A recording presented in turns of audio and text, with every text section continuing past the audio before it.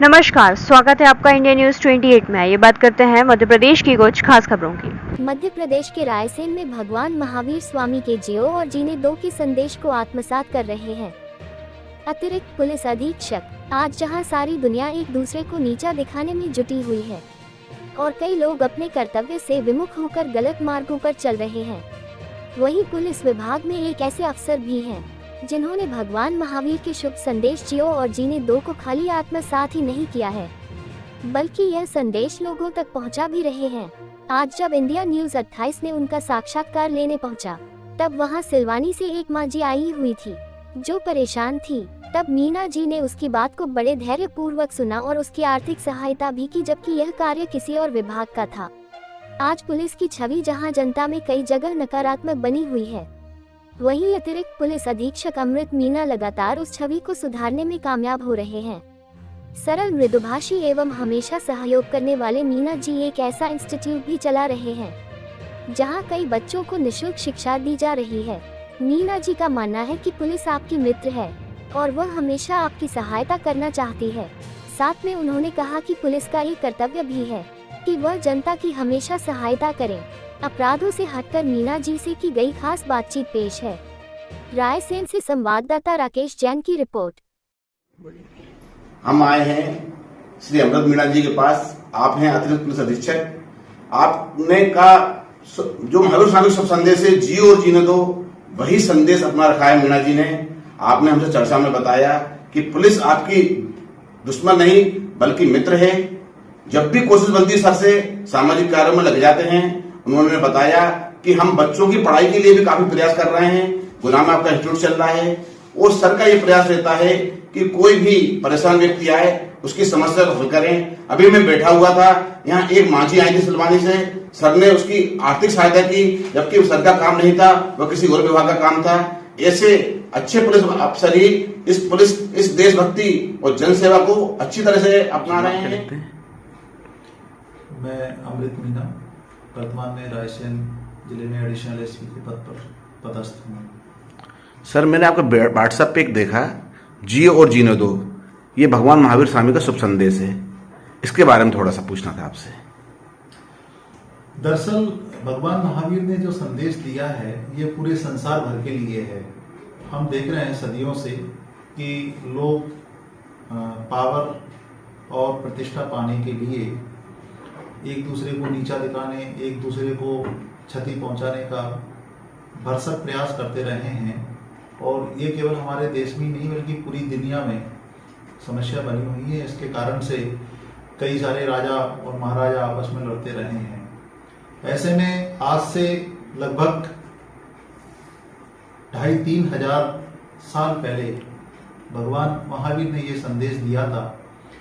यदि दुनिया उसका अनुसरण करती तो स्वयं भी सुखी रहते और दूसरों को भी सुखी रखते, परंतु अफसोस की परमात्मा के संदेश को महत्वाकांक्षी लोगों ने सीरियस नहीं लिया और यही कारण है कि आज पूरे विश्व में कहीं ना कहीं तनाव बना हुआ है।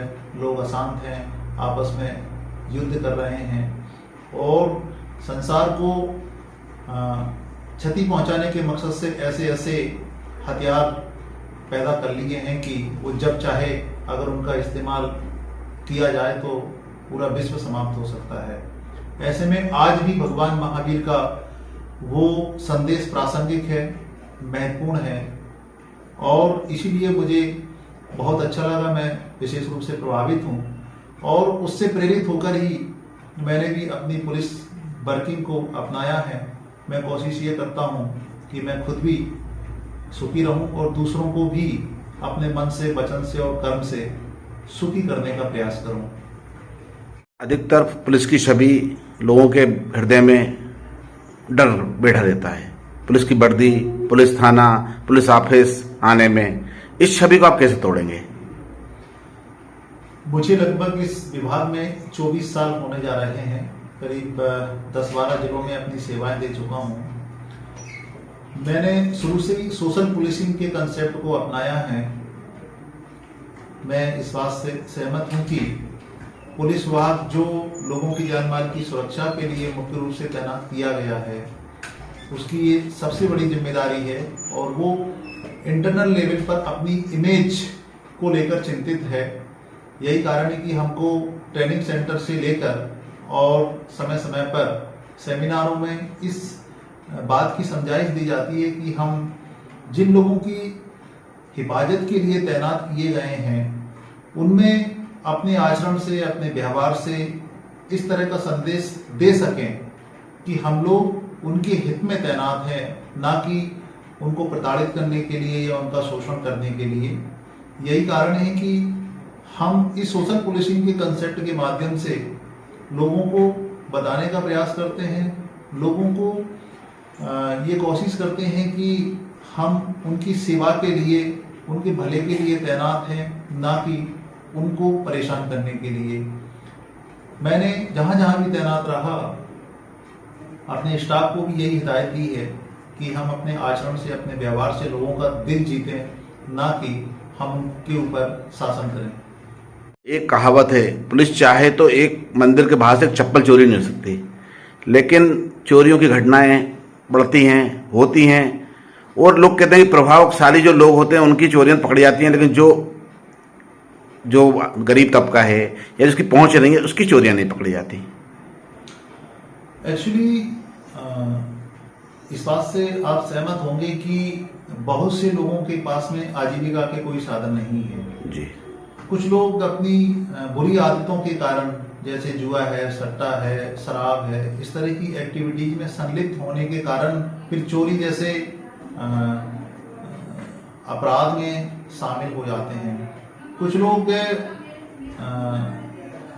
महंगे साधन सुविधाएं और फैशन की आदत डाल लेते हैं, इस कारण से भी अपराध करते हैं। और कुछ लोग काफी उच्च मात्रा में परसेंटेज में कर्ज लेकर और फिर उसकी पूर्ति के लिए भी जो है इस तरह के अपराध करते हैं, जैसा कि हमने फील्ड में देखा है। मैं इस बात से सहमत नहीं हूं कि पुलिस केवल समृद्ध लोगों की चोरियों को ही पकड़ती है। पुलिस का मकसद ये रहता है कि चोरी ना हो, इसके लिए रात भर हम गश्त भी करते हैं, पेट्रोलिंग भी करते हैं, लेकिन जब हो जाती है तो कहीं ना कहीं पुलिस पर एक परोक्ष प्रेशर भी रहता है। हमारा प्रयास यही रहता है कि रिकवरी हो। तमाम जतन के बाद भी हमारा जो रिकवरी का परसेंटेज है लगभग 40 से 50% ही रहता है। हमारी कोशिश रहती है कि हम 100% रिकवरी करें, लेकिन आज जिस तरह का माहौल है, जिस तरह की परिस्थितियां हैं, उसमें ये संभव भी नहीं हो पाता। और कई बार असामाजिक तत्व चोरी करने के बाद उसको पुलिस से दूर करने की कोशिश भी करते हैं, और उसी दौरान जो भी चोरी होता है, चाहे वो नकदी हो या जेवर हो, उसमें से बहुत सारी मात्रा में वो खर्च भी कर देते हैं। लिहाजा ऐसी स्थिति में रिकवरी 100% संभव नहीं है। फिर भी हमारा प्रयास रहता है कि लोगों ने चूंकि खून पसीने की कमाई से अपनी जो भी चल संपत्ति अर्जित की है, उसे असामाजिक तत्व छीन कर या चोरी करके ना ले जाए, लिहाजा पहले तो हमारा प्रयास ये रहता है कि वारदात ना हो, और यदि हो जाए तो हमारी ये कोशिश भी रहती है कि अधिकतम रिकवरी हो।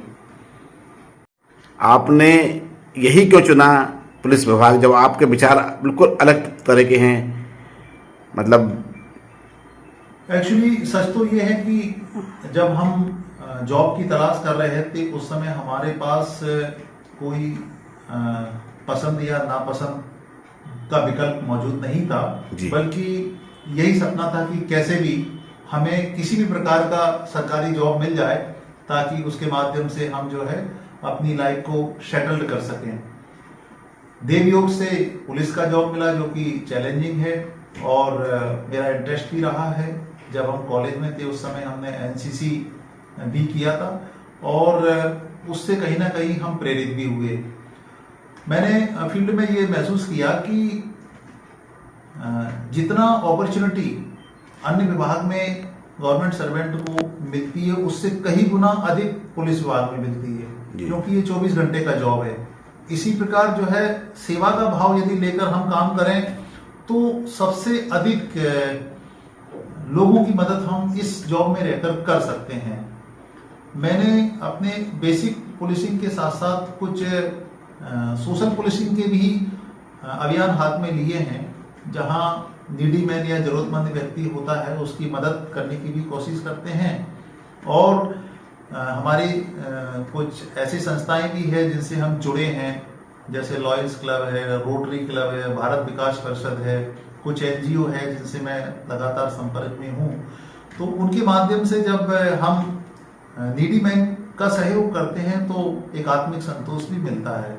इसी प्रकार हमने बहुत सारे विद्यार्थियों को निःशुल्क कोचिंग सेंटर खोलकर उन्हें प्रतियोगी परीक्षाओं की तैयारी के लिए भी एक प्लेटफॉर्म दिया है, जो इस समय काफ़ी अच्छे तरीके से संचालित हो रहा है। कहाँ है सर वो?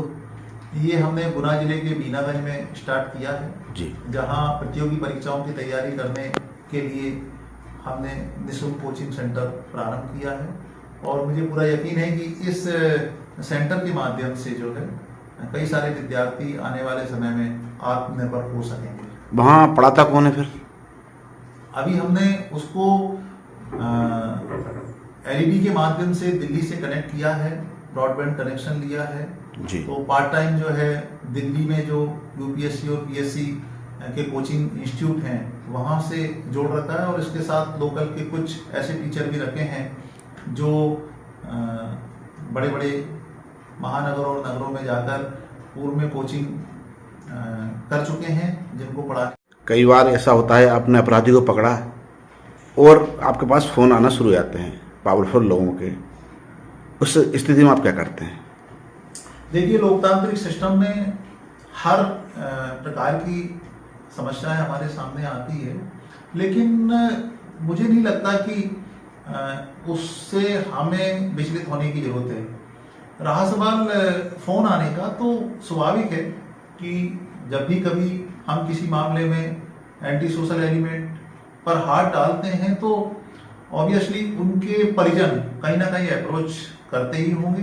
तो लोग हमें भी फोन करते हैं, हम सुन भी लेते हैं। यदि हमारे पास उस मामले में मदद करने लायक स्थिति है तो हम जरूर करेंगे, और यदि नहीं कर सकते तो हम असमर्थता व्यक्त कर देते हैं और ऐसे फोन करने वाले उसको अदरवाइज नहीं लेते।